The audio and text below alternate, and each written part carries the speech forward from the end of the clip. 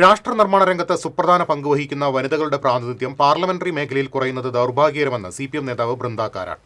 കേരളത്തിലെ അവസ്ഥ പരിതാപകരമെന്നും ബൃന്ദ കാരാട്ട് തൃശൂരിൽ പറഞ്ഞു.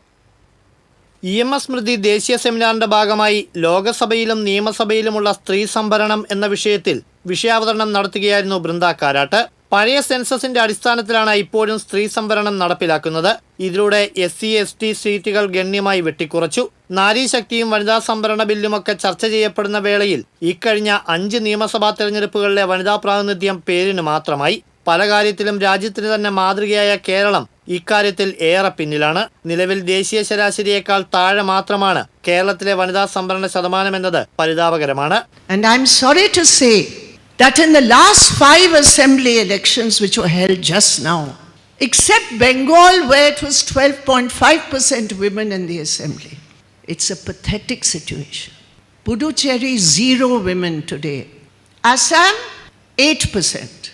And Kerala, a state which has the best social indicators, it is an extremely sorry record that Kerala, which leads the country in literacy, in health, in education, patriarchy rules supreme, where you have only 7.6% women in the state assembly, which, my dear friends, is less than the low national average of 9%.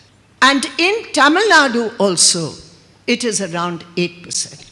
ആഗോളതലത്തിൽ 180 സ്ഥാനത്താണ് India. അയൽ രാജ്യമായ പാകിസ്ഥാനിൽ പോലും 21% സ്ത്രീ സംവരണമുണ്ട്. സ്ത്രീകളുടെ പ്രാധാന്യം കുറയ്ക്കുന്ന പ്രവണത ഇല്ലാതാകണമെന്നും വരുന്ന തെരഞ്ഞെടുപ്പുകളിലെങ്കിലും കൂടുതൽ സീറ്റുകൾ ലഭ്യമാക്കണമെന്നും ബൃന്ദ കാരാട്ട് അഭിപ്രായപ്പെട്ടു. The rest of the world has moved on. Our neighbors, Nepal has 34% women. Pakistan has 21.7% women.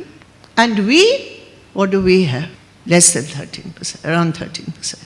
India is 150th out of 183 countries in the list given by the Inter-Parliamentary Union. What a shame.